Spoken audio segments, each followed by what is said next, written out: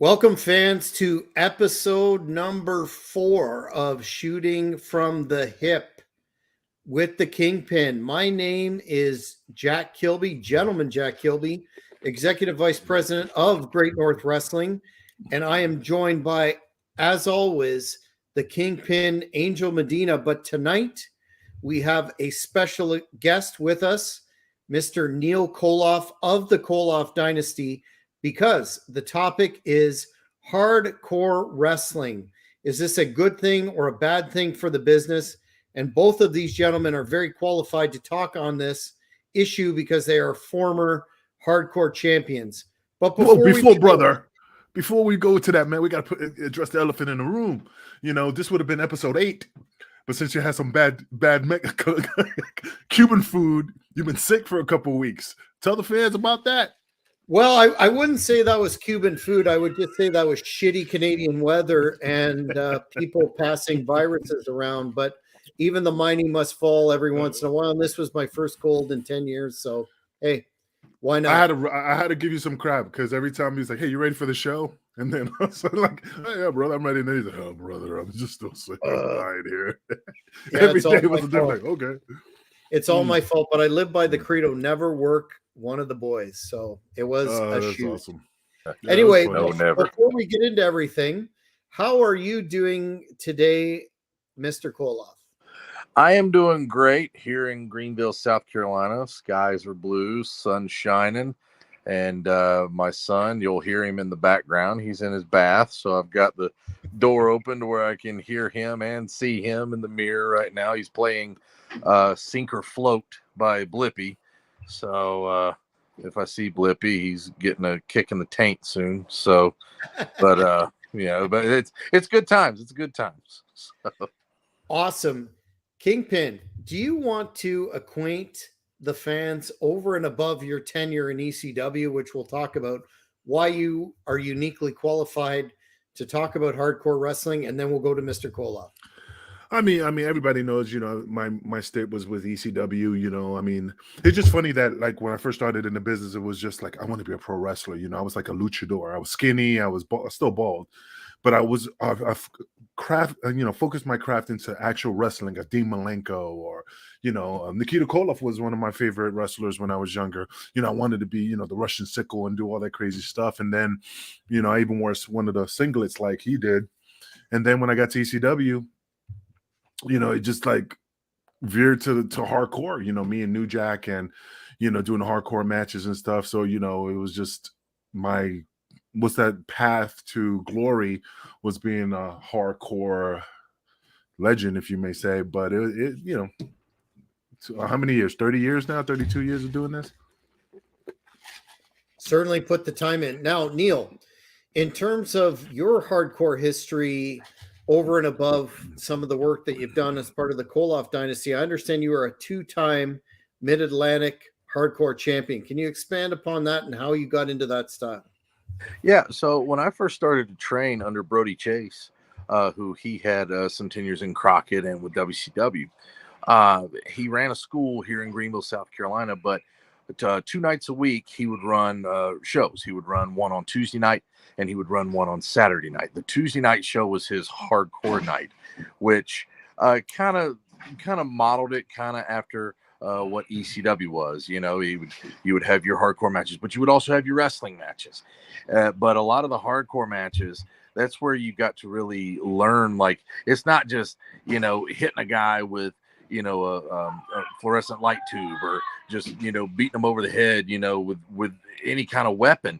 I mean, there's still an art to it. And there's still, that passion for the hardcore wrestling. So, sinking my teeth into that, really got me to where, even in different organizations like NWA Anarchy, there was a lot of hardcore matches there and even cage matches and whatnot. And then, even going into Mid-Atlantic Championship Wrestling where he had a hardcore championship, Ricky Nelson had a hardcore championship, and just having different matches there where, I had a ladder match with Big Papa Pump Scott Steiner one time for the hardcore title. So you can imagine how well that went over for me. So you won. I'm sorry? Did you flip the title back and forth there with Scott? I did. So that's where you get the 2-time championship. Yes. Well, That's impressive. Excuse me. The first time I beat a guy who went by the name of Bane, Andrew Bane, who literally looked just like the comic book character. Was big as a house and was a pilot by his real-time job. And you would think that, like, when you would try and call a match with this guy, like, he couldn't know anything past the lockup. But then you would get out there and everything was like, wow, like, you know how to fly a plane, but you don't know how to call a match. And so, but then after that, then losing the title, Scott gaining it back from Scott, and then going back. So I mean, it was some good runs there. That's awesome, man. I mean, that's really impressive. It even beats up to my 7 times hardcore championship. You're almost there, brother. You need 5. I'll get 5 more under my belt. I'm never gonna let you live that down, even if I wrestle you, man. 7. You can't do it. You can't let me live it down. But what's funny though? One of the matches I was just talking about, hardcore match while you were talking, and it just popped in my head was Necro Butcher. When he got this massive gash on his bicep, on his tricep, when he went into that pane of glass, and it just I want to say gutted him, man, because it was just raw. You could just see meat, and there's so many matches I'm like, oh my God, and maybe I'm getting soft at my age, but it was just some matches was like, oh my God, I can't do that, and like I said, it's an art, but some of these guys would just hit you in the face with a fluorescent light bulb, not expecting it.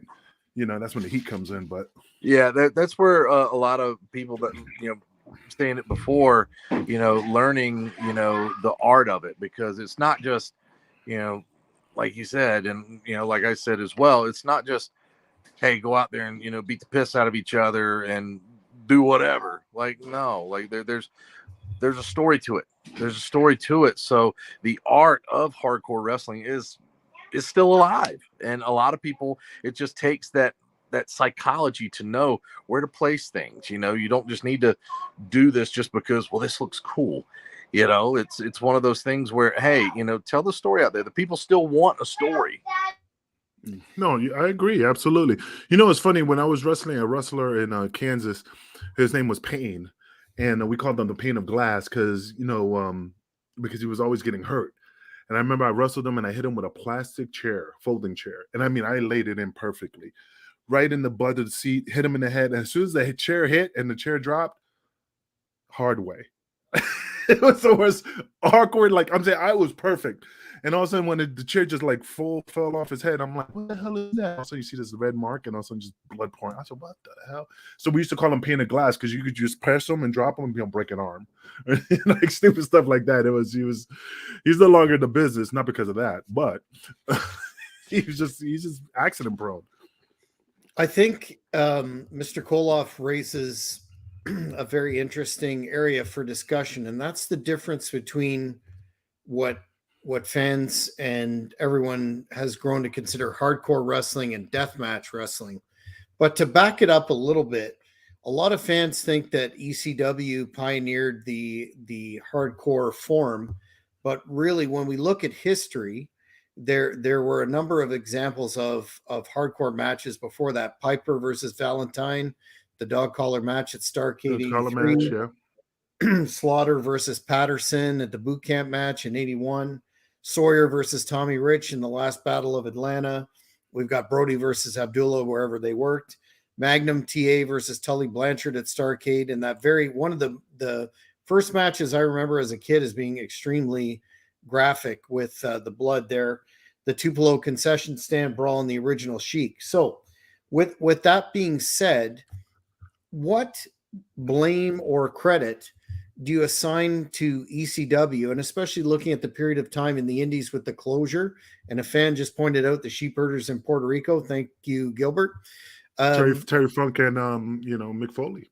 Yeah, not an extensive list at all. But what blame or credit do you assign to ECW and its influence, and especially its closure, with the development of these extreme, as Jim Cornette would say, garbage wrestling promotions with the light tubes and that sort of untrained backyard sort of approach, which now, ironically, appears to be coming mainstream with Game Changer Wrestling and Nick Gage. Good, Koloff, I'll let you take this. So, I mean, Paul Heyman said it best, like whenever he's doing interviews and documentaries and stuff like that, to where, you know, when you looked at, you know, like say WCW and even WWF at the time, WWE, there was a lot of like cartoon wrestling, a lot of, you know, like, you know, playing to the kids. And then, you know, in the 80s, and one thing he said in particular, he goes, you have Motley Crue, Poison, you know, Guns N' Roses, all these hair bands, and then Nirvana came along, bam, it changed the industry.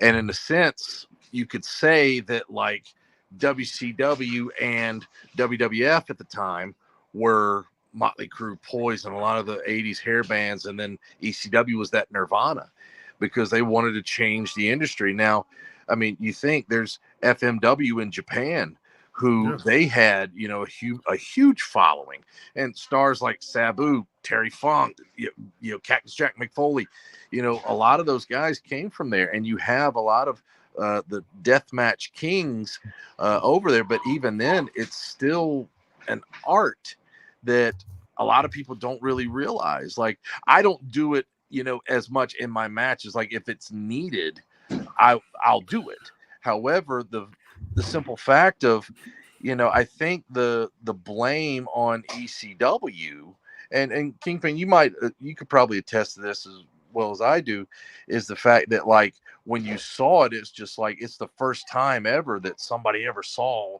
you know, like, oh my God, they just went through light tubes. Oh my God, they just went through a table. Oh my God. And then it's like the perception is that looks cool, I'm going to do that every time, without saying, okay, there's a time and a place to do it. You know, there's a time and a place to put it here. There's a time and a place to put it there, because Tell a story. Right. ECW wasn't always hardcore. You had Eddie Guerrero, Chris Jericho, Dean Malenko, Too Cold Scorpio. You had the wrestlers, but you also had the hardcore guys. You had your Sandmans, you had your Terry Funks, you had your Tommy Dreamers. You had those guys. And so with that, like, I guess the difference in it is like, to the fan and to the I would say the up and coming wrestler, not knowing, you know, much about the psychology, they're just like, I'm just going to go do this and I'll be fine. And when that's not the case. Yeah, and I look at a lot of these wrestlers that like try to like take it to the next level of like, well, I'm going to top this, I'm going to top that, and they're not. I mean, I hate knocking them. I'm not knocking them. It's just I just feel like when I watch these videos, I'm like, man, that's not safe. It's like they're just looking for their glory and not protecting that other person. I just saw a video of a girl power bombing. I want to say it was Mickey Knuckles, but and she power bombed him on the chair, right on her back, you know, and I'm like, God damn, you know, like, and 9 out of 10, you probably say, yeah, I'll take the bump, you know, but it's just, I don't know. It's just, you keep trying to top the next before, you know, somebody's going to get killed and stuff like that. And I don't know, man. Like I said, maybe I'm getting older and I'm just like, I can't do it anymore, you know, but it's just crazy how these kids are just taking that to no pun intended, to more than to the extreme, you know. One of the funny things that I'll say is what Jim Cornette said. He had mentioned in you know, in like booking meetings and stuff. Like they would talk about, like, you know, doing different things with different guys. It's like, oh my God, they're hitting each other with chairs. They're bleeding all over the place. What are they going to do next? Light themselves on fire? Sure enough, that's what's happening. Oh yeah, and you know it's funny being with New Jack. You know, it was like the guy was an artist. You know, like I never ever got hurt with New Jack. You know, people, oh, you know, Jack got a bad rap, bad name, and you know, in the business in regards of hurting people because they deserved it. But for all the years I've been with him in the ring, he always risked his own body to protect mine. That's why he had the bad hip, the bad knees, the bad ankles. I mean, I've seen things he done to me jumping from balconies and like, oh man, I'm dead. And I just never felt him. All I felt was just a hug. And the rest is just like he bruised his hip or something. He always protected me, you know. Before I ask the first question, just want to shout out one of our viewers right now is Greek God Papadon, who will be facing Jeremy Prophet for the Great North Wrestling Canadian Championship this coming Saturday. And he knows a thing or two about hardcore wrestling himself. So all the fans are looking forward to that match. I can't believe he's into hardcore wrestling. He's just too pretty, you know. He's a tough the man. Greek god, yeah. He's a Greek god. Yeah, he's a pretty dude. His skin looks like a wet Snickers bar. You know, he's always shiny and stuff. You know, too good looking to be in hardcore wrestling. And he just said, hell no. Anyway, the fans will definitely. That's one of our marquee matchups on the card. But you've raised some questions about the toll it takes on the body, and one of the questions or the criticisms of the hardcore wrestling phenomenon. A fan just mentioned Ian Rotten, who expected a continuous array of sick bumps for an entire match, an entire show. Is one of the criticisms is its career shortening impact. What do you guys each feel about that? Whoa, bro. I mean, it is. I mean, look at Man Pondo. You know, I mean, the guy, I mean, not knocking him, it's just he's just beat. It does take a toll on your body. My body hurts. It's not comparing to the other guys, but it's hard for me to get out of bed. You know, I feel my hip hurts, my back hurts. I got some bone spurs in my body. It does shorten your career. I mean, I'm 51. I'm still going strong, but I could see it, man. If you don't take care of your body, eat right, say your prayers, take your vitamins, brother, and then I mean, look at Mick Foley. How old is Mick Foley? Like 56? 56. I'm 51. And he's done a lot of crazy stuff, man. And, I'm not knocking him. That was his style. He didn't lift the weights, stuff like that. But the guy's walking like just barely walking, He's held by spit and tape, He's a legend, but it does take a toll. Yeah, I agree. It does take a toll on your body. And I was actually going to mention Mick Foley. I mean, think of a guy who, spent, his whole career, in Japan and hardcore wrestling. And I mean, hell, even when he was in WCW, the elbow from the second rope to the floor. I mean, I'm surprised his hip, withstood that, even on the concrete. Because, during the Bill Watts era, there was no padding on that. It was all straight concrete. And so, that definitely did a toll on his body. And not to mention the stuff that he did, in WWE, with The Undertaker and Hell in a Cell. I mean, who could ever forget that, But it is one of those things where it is career shortening. But, if you're not careful. And the fact is, like, I'm glad that, KingPin mentioned New Jack. I mean, a lot of people have opinions about him, but he was a total sweetheart to me. He was golden. And I draw him every day. And he was one of those guys to where, like KingPin said, he would take care of you out there. But if he didn't like you, you would definitely know it. He was like Andre, he had his favorites, but if he didn't like you, well, you were gonna know it. It's funny. I remember, I don't know when it was, but I remember watching a video of Mick Foley at the doctor's office. They were showing him his X-rays and how he was missing, like, in his spine, like it was just like you couldn't see anything in between because it was so compressed because of all the matches he has. His body's fucked up. I mean, again, he's hardcore legend. It's just, but it does take its toll, the stuff. I don't even want to look at X-rays of what my body looks like, But one of the counters to that you hear about, okay, hardcore wrestling is hard on the body, but what about the ridiculous number of high risk, high spots that we see, not to dump on any particular organization, but in AEW in particular? I can barely watch that because of the lack of psychology and storytelling. But other than that, there seem to be a ridiculous number of risks taken just in regular wrestling matches that are completely traumatic on the body. I seen a video just recently, a guy doing a power bomb with a bunch of tables, and the guy's leg got caught at the bottom when it went, got to the floor and it snapped it in half. And I seen That was ROH. Yeah, that was the no, ROH pay-per-view. Yeah. okay. And then it was another one. I mean, I seen guys' arms blow out, and when they were taking a bump, slapping out, and the table caught him and snapped his hand and arm in half. I mean, I just know it's just you're trying to take it. Okay, I got to beat that. Last show I got to beat that. So they always try to take it to the next level and risk their body. I mean, they're doing phenomenal work, and it's just crazy. But it's just like, wow, it's just taking its toll. I mean, Koloff. I mean, what do you think? I mean, you've seen a lot of wrestling matches that are just taking it to the higher levels and stuff like that.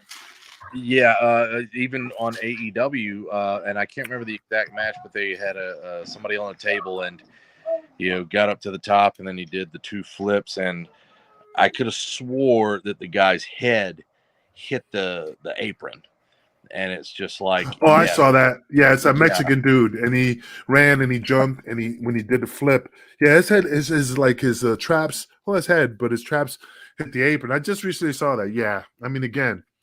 Look at Paraguay Jr. Not similar, but like I'm saying, like he broke his neck hitting the ropes. Picture that similar situation happened to him, And it just shows that, like, no matter what, your career could be shortened within a split second. Like I remember myself, and I was wrestling in Columbus, Georgia, and the promoter wanted us to go 15 minutes and then take it home, and which was fine by me, but I get out there and I hit the ropes 2 minutes into it, hit the ropes, give the guy a shoulder tackle. Once I planted my left leg, I tore my groin. The guy you're talking about is Hijo del Vaquinico, whatever. Vaquinico. Yeah. He's a triple A talent. Yeah, different match, Kenny Omega, but yeah, I just saw his outfit. That's the guy. He's awesome, man, but he does some crazy moves. Yeah, he does, and it's just but just like I came off the ropes just to give a plain shoulder tackle, and once I planted, like I said, I tore my groin, and I was out of action for about a good 4 or 5 months just for it to heal, and I heard it tear. It sounded like a freaking piece of paper tearing, So it's definitely painful, and like I said, it could just like that. I have a buddy of mine. He's no longer wrestling. Did a frog splash. And when he did the frog splash, blew both his hips out. When he landed, he did the frog, and landed both hips out, blew out. That's a good point. Out the that's socket. That's both a good point that you both raised. That, I mean, a lot of fans don't realize that just how precarious one's personal safety is inside the ring. Those of us that have been trained and worked and can take bumps or whatever know it. But I think all the high spots in the modern era, without the psychology, desensitizes. So where do you go next? Which was one of the original criticisms of ECW and hardcore wrestling. What's funny? I remember Tommy Dreamer said this one time with Raven, that the next thing that they're gonna do is that Raven shoots him in the ring with an actual gun, because we've been taking it so to the top level that the only thing we can do is shoot each other. That was the next thing. So it was funny. He always brought that up. He wanted to do that angle, shoot him in the arm. Tommy gets shot in the arm on TV. I'm like, Tommy, crazy. No, not at all. But Tommy would have done it. Spent some time in the penitentiary. Before I get to the next question, a fan wants to know, Julio wants to know, and KingPin, we discussed this previously, but just for a Reader's Digest version, they're asking, was there any real heat between New Jack and Vic Grimes? Fuck yeah. A lot of heat. It was a fucking inferno heat. It was, I mean, when I say it was awesome, the reason why it was like heat, I love Vic Grimes and I love Tony DeVito. I just never had a problem with nobody, but he was a shit magnet. And and it all stemmed from the pay-per-view scaffold match where he landed on New Jack's head, because the original story was I was supposed to go off that scaffold. But since it was unsafe, I looked up and I'm like, we have to make it secure because I can't take a suplex, because we were supposed to put 2 tables. Yeah, it was 2 tables this way and 2 tables at the bottom. So Jack was going to suplex me over. But they couldn't get the plywood to lay on top of the scaffold. So when I looked up, they said, hey, man, we couldn't get the wood, so you have to take the bump without it. I said, I ain't doing it. So that's when That's when Vic's like, I'll do it. I'll take the bump. And I'm like, all right, do it.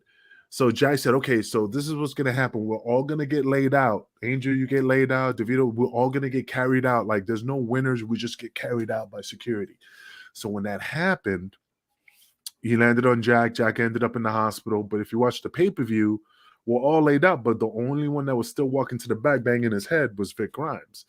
So then when we went to the back, Jack went to the hospital, he just kept blaming Jack. He said, oh, it was Jack's fault. He didn't want to go, and I had to pull him, and and that's why he hurt himself. And so then when it got back to the hospital, Jack was out for weeks.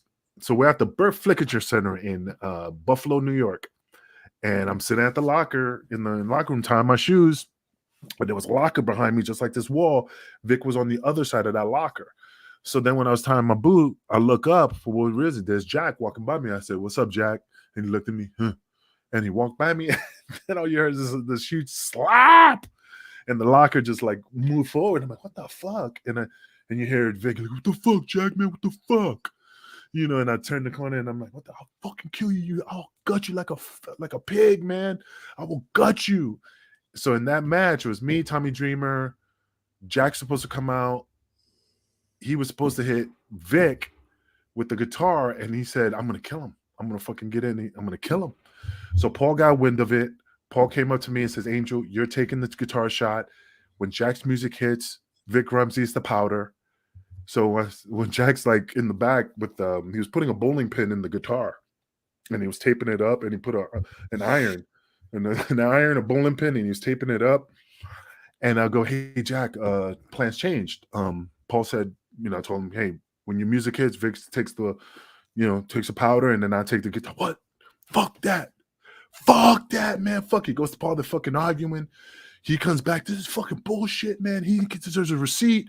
Fuck. And I'm like, yeah, Jack, but fuck. And he just kept cursing, but I tried to interrupt him, and I'm like, yeah, Jack, but you got to understand. He goes, yeah, man, fuck him, man, this and that. And I said, yeah, but Jack, please, can you take that bowling pin and that iron that you have inside the guitar? I'm thinking, oh, brother, I got you. Still fucked me up because he taped it. He got it out, but he reinforced the guitar with this electrical tape. So when he hit me, I mean, it was like getting hit with an actual, like a table. And that's, of course, the story goes on to the infamous scaffold getting thrown because he was trying to kill him. In XPW, yeah. Yeah. Vic Grimes was avoiding him so much. And then finally, Jack realized, like, I'm going to pretend like I'm his friend and say, hey, man, we're good. No more heat. And they had matches prior to that. And he was like, we're good, man. We're good. So he was building up to the big event. And that's what he threw him off that scaffold to try to kill him. He said, I'll try to kill him, Angel. I wanted him to like post like a skewer on that post. He was aiming for outside the ring or trying to hit that post. And he luckily bounced and broke his ankle. He was blessed. Which to this day I think is the sickest bump in the history of pro wrestling, over and above Hell in the Cell. What's funny though? I still talk to Grimes, and I joke with him because I said, who you remind me of? You remind me of Goldust when he had that stuttering problem. Because he found Jesus. Now he's religious, and I say, after you take a bump and survive that, I'll be finding God, be doing toys for tots. I'll be all that stuff. No kidding. He is religious now. No kidding. Neal, you touched upon a few minutes ago about how it is an art. And one of the criticisms of hardcore wrestling is, and you hear this from Cornette a lot, is that there's, a low level of talent and skill required to pull it off. How do you respond to that? So just like a regular singles match, regular tag match, steel cage, you name it, there's a psychology to it. There's a psychology to everything that you do. And I love Jim. I mean, he's a great guy. Once you get to know him, he's a really good guy. But I have to disagree. I have to say that, like, with that, there's a psychology literally to everything. It's not just about, putting the fluorescent light tubes out there. It's not about putting, barbed wire around. Think about it. In Crockett, they used to have barbed wire matches. Okay. So it's like now that if they have it today, it's frowned upon, but, and I don't see the reasoning in that. Like, I mean, ECW, KingPin, you know as well as I do, they had scaffold matches, even in the ECW arena. Yeah. They had scaffold matches there. So, it's not a, well, we did it better kind of thing. I mean, it's one of those things that there's a psychology to everything. And, regardless of, everybody's got a right to their opinion as well. And I'm not saying Jim's wrong. I'm not saying he's right. But in this particular case, it's like there's a psychology to everything. You just got to know where to place things.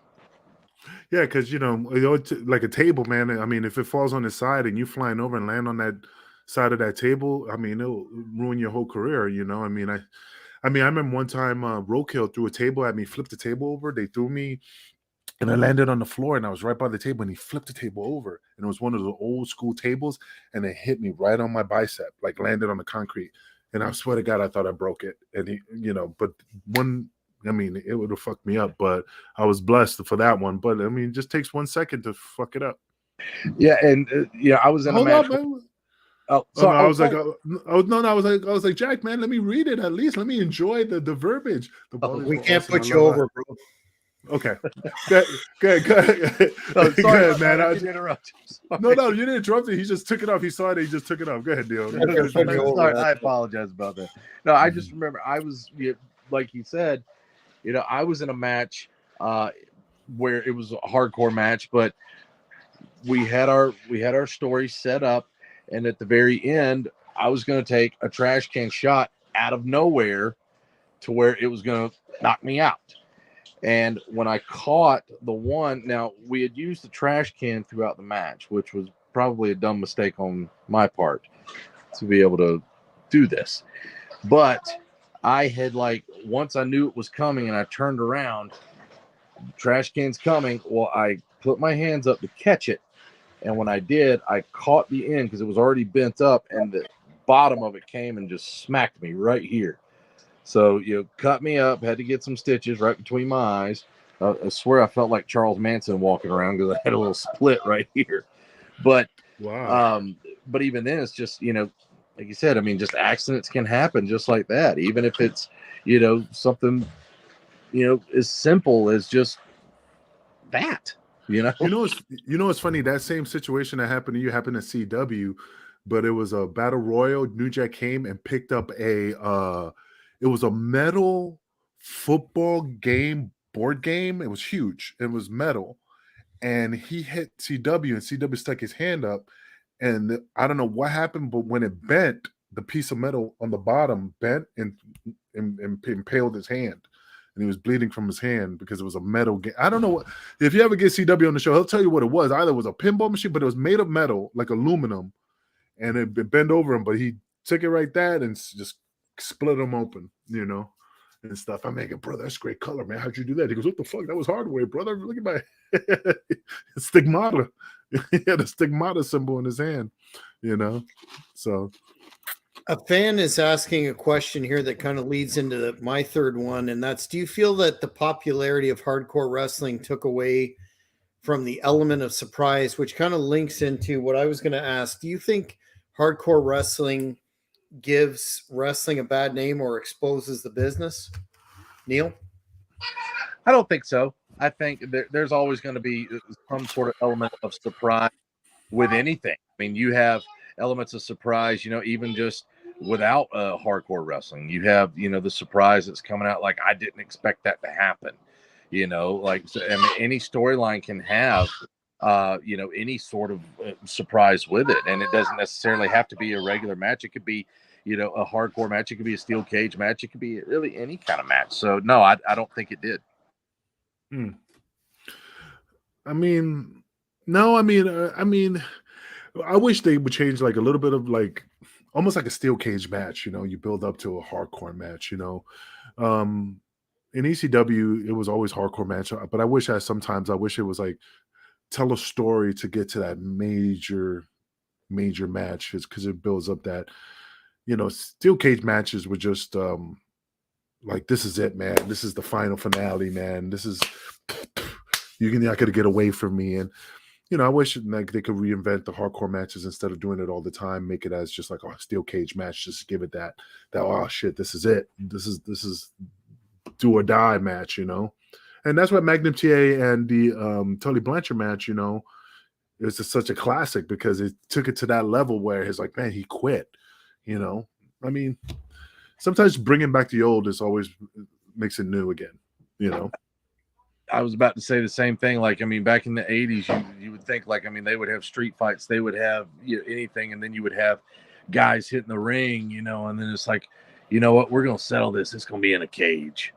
And the best part about it, when you see like Dusty Rhodes in jeans and those cowboy boots and the ripped t-shirt and stuff, and it's taped all the way down to his elbows, you're like, oh, this is going to be a blood fest, you know, because you knew. Fight. Yeah, and I wish we could bring that back. I mean, it eventually will be, but it's just, I would love to see it again. It was a classic. What do you think about the criticism that the hardcore style is too repetitive or monotonous? Well, that's why we have to change it. That's why I said change it up to make it new again. You know, if you make it repetitive and all you see, you know, I hate saying like it's almost like, I know it's not hardcore wrestling, but it's like Orange Cassidy, you know, the kick. It's just anticipated. They know that's all he's gonna do. You know, it's like John Cena turning heel. You know, they're so used to seeing him like that, but if he turns heel, it's just like, oh my god, it's something new. You know, you just got to reinvent hardcore matches. You know, don't go crazier. Just try to reinvent it to make it more interesting. You know. I agree. I agree 100%. Change is definitely a good thing in the entire product as a whole.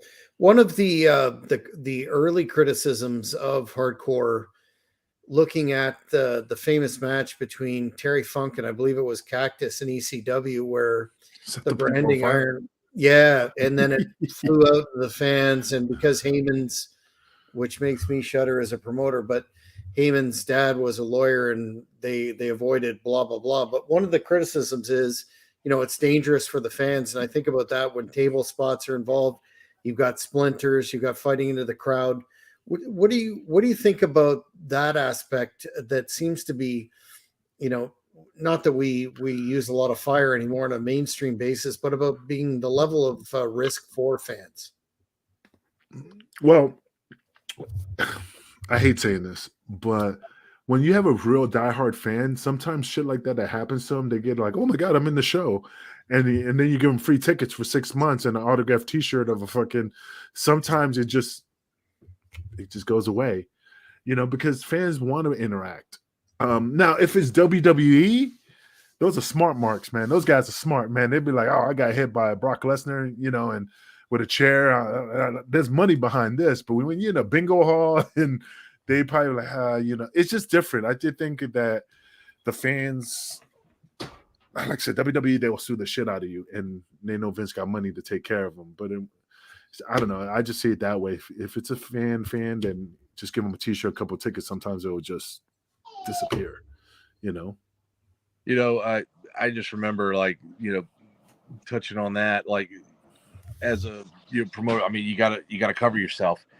But I remember, like, I'm a senior in high school, and my buddy got tickets to ECW at the old school Spartanburg Memorial Auditorium, and I remember, and I can't remember the name of the security company that always traveled with ECW. Atlas.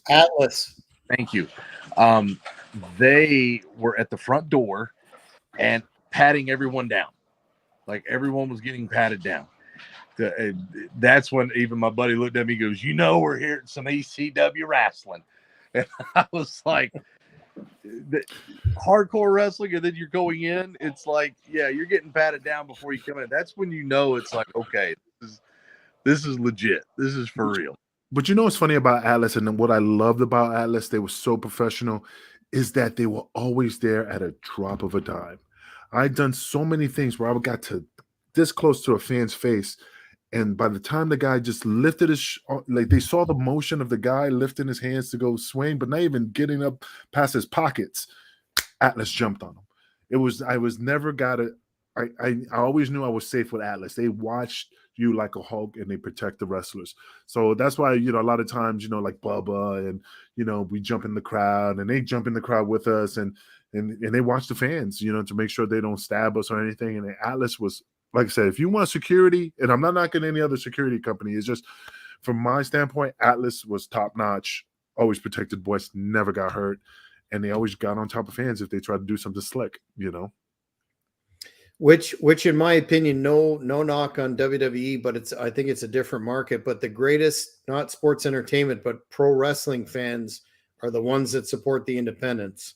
And we're lucky in Great North Wrestling to have that fan base as well that appreciates the product.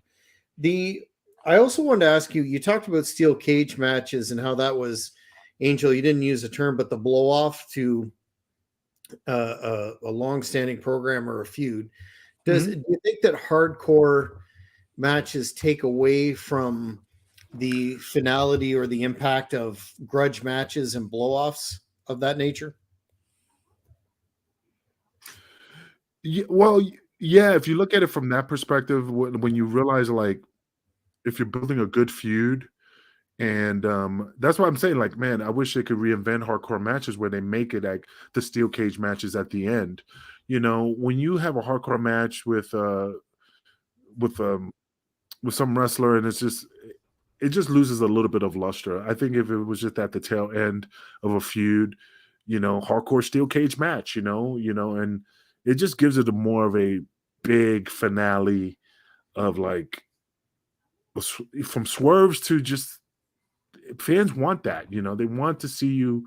I mean, look at the shit, man, the Bam Bam Gordy, Ric Flair, Michael Hayes was the referee, and Kerry Von Erich. Kicked him in the back, but the fans surrounded the fucking cage, and they were shaking it, man. It was like nail biting. I mean, it's just classic, you know, because it was to the top of the mountaintop, and that's what I wish they could do that now with some of these matches instead of just hardcore matches. That's what kills it, you know. Neal, do you agree in terms of an absence of psychology in general, and this not being an issue related directly to hardcore? No, I don't think it is. I think that you know, like I said, it takes, you know, that right story. It takes that right story to get it to where it needs to be. Because, I mean, let's face it. I mean, there's even, you know, grudge matches, you know, that sometimes are a blow off. Like the old school tape fist match. You know, I mean, the last one I remember of that was Brian Pillman and Barry Windham from Super Brawl. You know, so I mean, you've got those, which was, you know, essentially the big blow off, but it doesn't always necessarily have to be a cage match. And I don't think hardcore wrestling really hurt that at all. I think it's just the mere fact of we're missing, you know, just that ultimate story that can actually take it back to where it needs to be. Well, think about it, the Four Horsemen attacking Dusty Rhodes in the parking lot and breaking his arm, and they said, make this one count. I mean, that's a perfect launching pad for a hardcore steel cage match where it's fine. You know, he's gone for 6 months. You know, he's in rehab trying to get the feeling back in his arm. You're telling a good story. Jake Roberts was it Jake Roberts that got blind by Rick Martel. Rick Martel with arrogance, you know, he was blinded, you know. I'm just saying, when you tell a good story, a really good story, and you're just excited for the ending, that's what makes it you know, like, wow, this is a good ending for this feud. You know, like if I was wrestling Neal, I mean, and it was a program, I mean, I could come up with this awesome program that at the end of the day we could like do a hardcore match at the end, and like a good ending, his 2 to my 7, you know. I mean, it would be just awesome, you know. But you tell a story because people want to see something, like the anticipation, the heart's pumping, you know. You just get excited, you know. It's just like, you know, you want the fans to really like I wonder what's going to happen next. I wonder what's going to happen next. I wonder what's going to go on, you know, in this match, because, you know, like if, you know, KingPin and I, we had a good match, and then next thing you know, it's like I sneak it out, you know, and KingPin's like, next time I'm gonna get him, and it continues, but it's like, nah, anything goes. Finally, he gets it, you know. So it's one of those things where it's like the right story just has to go in place. And and that's the thing. People always ask me why I don't wrestle. It's not that I don't want to wrestle, but every time I do wrestle, they go, "Hey, Angel, you're gonna wrestle," and I'm just using you, Neal, because you're the popping it.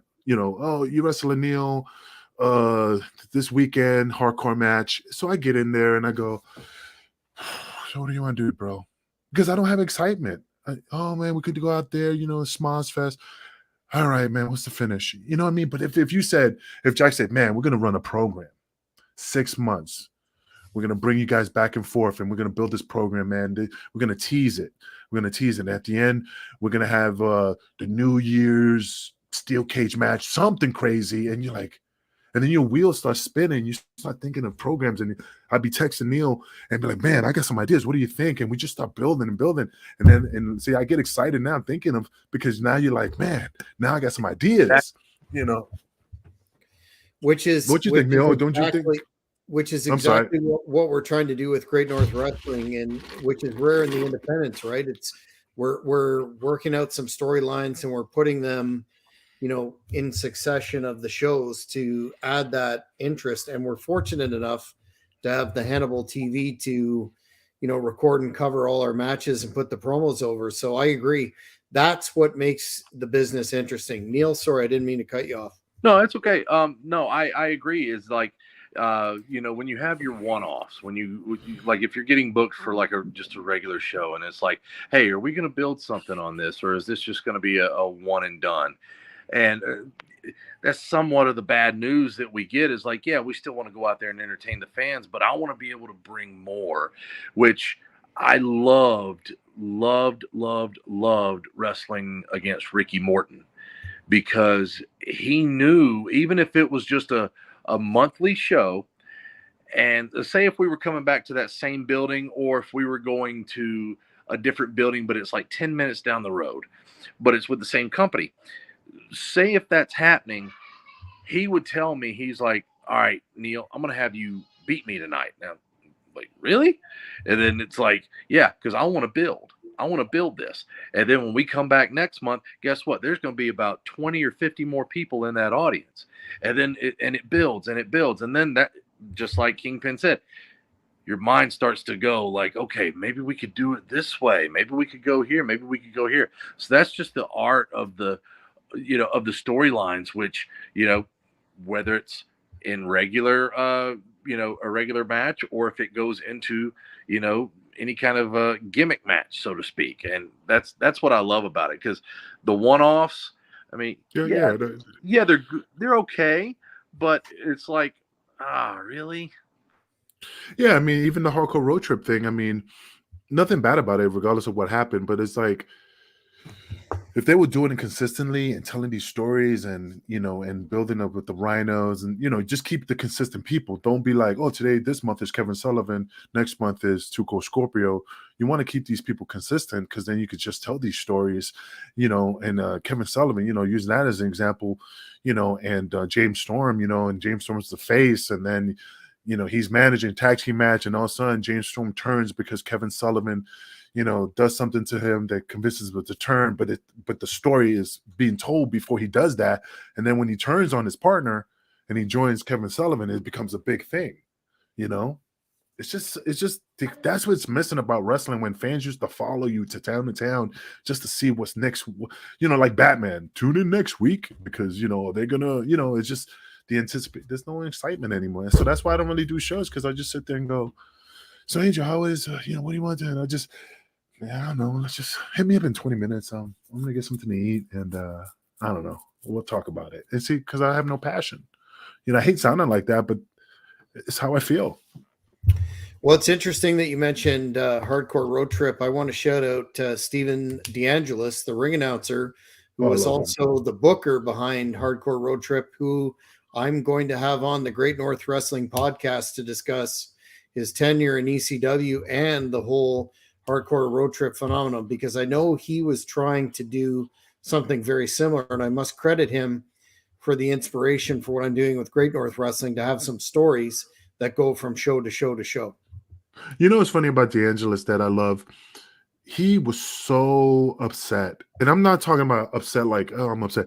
He had tears. We're in the back, and he had literally tears in his eyes, because he put his Like, he put his neck on the line for the boys. He brought me down, and he was so disappointed that he let the boys down. He thought the boys were gonna retaliate on him. So he was like a little nervous, but he was hurt because he just said, I let these guys down. When we came back to him and told him, like, bro, it's not your fault, man. You helped us. And, that at the end, it's a picture of us. We're cheering him in the ring, and he was in tears because he didn't think, some wrestlers would just flip on you on a drop of a hat. And we didn't do that to him. And he was appreciative about it because we said, hey, it's not your fault. We appreciate you. You're one of the boys. And it became a big thing. He's a great guy. I have nothing for love for him, man. He always took care of me. And he was the one that decided to put the strap on me. He had faith in my character, Absolutely. And I, as you know, I was there working security for him. And I remember that well, that he was literally devastated with all the time and effort that he put into that. But unfortunately, one less than reputable promoter destroyed that. Moving on, though, to one of our final questions about the hardcore topic is... Well, Neal looks like Ryback in the dark. Look at him. Feed me less. It's uncanny. Uncanny, Mr. Koloff. In the dark. That's funny. That's a Bray Wyatt thing. This might help. There you go. Sorry about that. That's awesome. One of the criticisms as well of hardcore wrestling is that it doesn't develop wrestlers in their craft, and it's career limiting. Start with you, Neal. How do you respond to that? I don't think it limits their craft or limits their skill set at all, because, I mean, let's face it, we all got into this wrestling business to do just that, to wrestle. Mm-hmm. So in a sense, like, I mean, everybody has a certain art, some are hardcore wrestling, but is that for everybody? No. There's some guys that can take it to the next level. One guy that, comes to mind immediately is Tank, who he works for. I believe it's a No Holds Barred Wrestling, and he's worked in I think it's like IWA Mid-South, I think. And he goes to the ring with Reverend Dan Wilson. I've wrestled him a million times in regular matches, but his niche is in hardcore wrestling.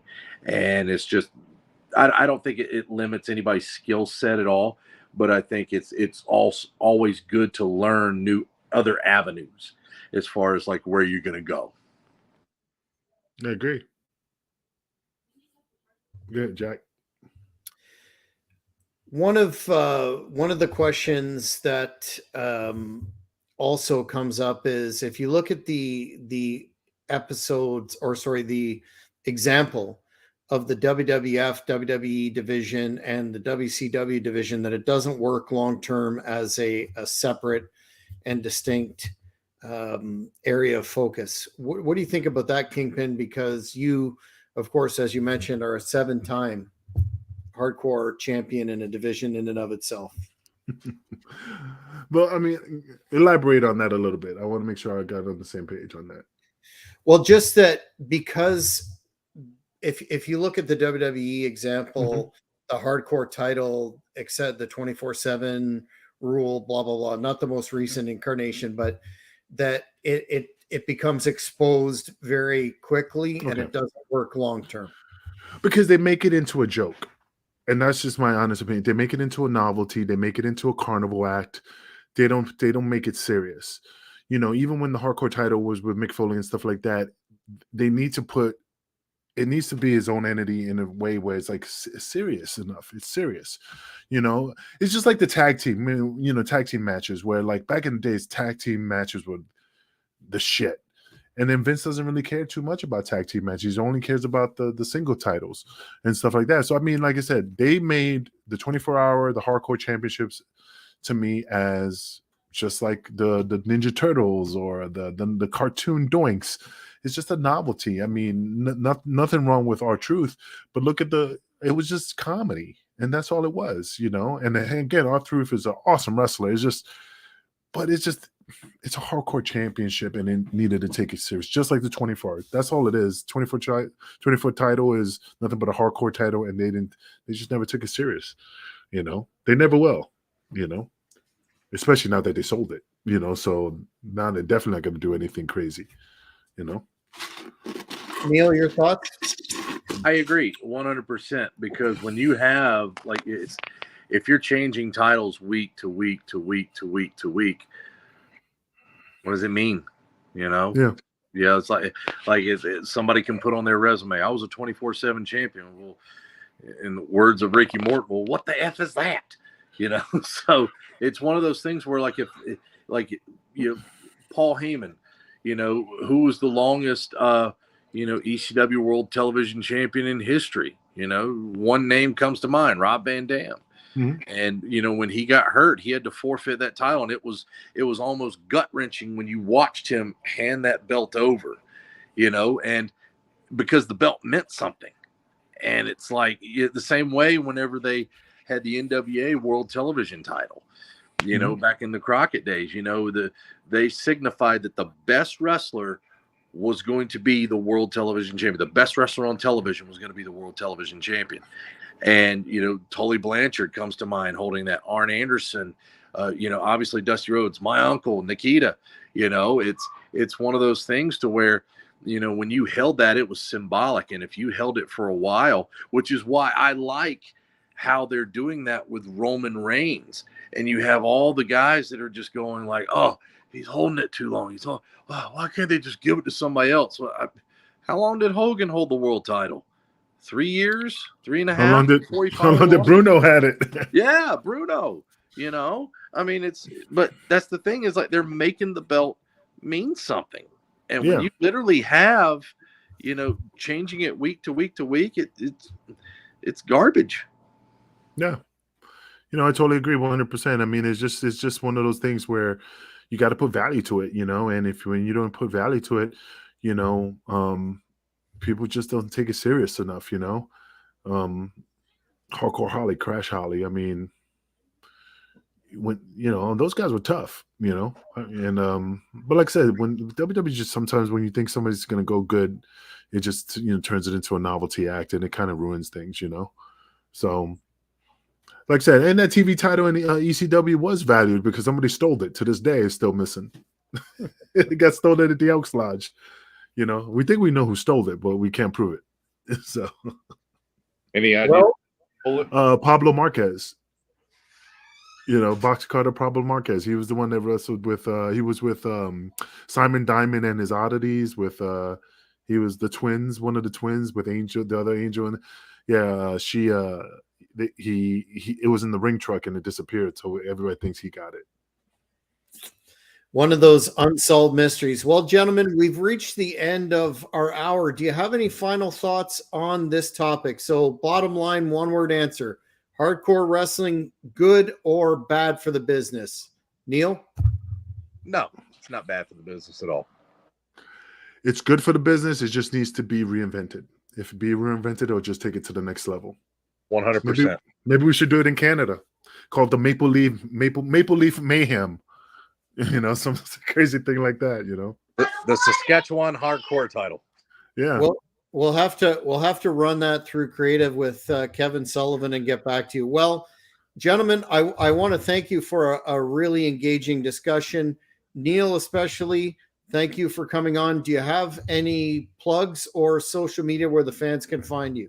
You can find me on social media on Facebook.com/Neal Koloff, Instagram @Neal Koloff, and on Twitter @JeffLewisNeal. Excellent. KingPin, as usual, you have the final word, sir. Always remember, man, never drink Joe Boo's rum. Up your butt, Joe Boo. Up your butt, Joe Boo. And, like I said, just keep watching wrestling, man. I mean, hopefully Gentleman Jack will still be 100% well. If not, we'll see you in December. And so, because he went to, but like I said, man, I mean, hey, I'm happy that you're well, brother. I'm just giving you crap, even though you're trying to be like us and be dark, but you ain't going to get no type of royalties with that. Well, I'm still not going to put you over, but thanks anyway.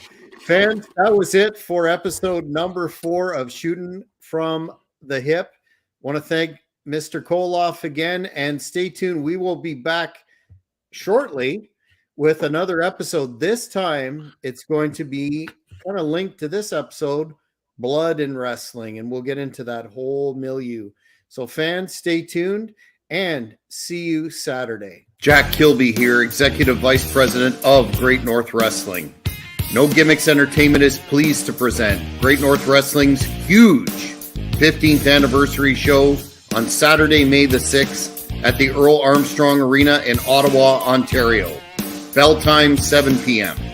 This stacked card will feature former TNA Impact World Heavyweight Champion Cowboy James Storm, WCW legend The Taskmaster Kevin Sullivan managing the diabolical Blood Hunter, second generation former TNA star Aces and Eights Wes Briscoe, Canadian champion Black Dynamite Jeremy Prophet, and former GNW Women's Champion Jessica Black, the Conspiracy Horsemen of Ayatollah Bin Hameen and Greek god Papadon from Vince Russo's brand, Ottawa wrestling legend Bruiser, with much more to be announced.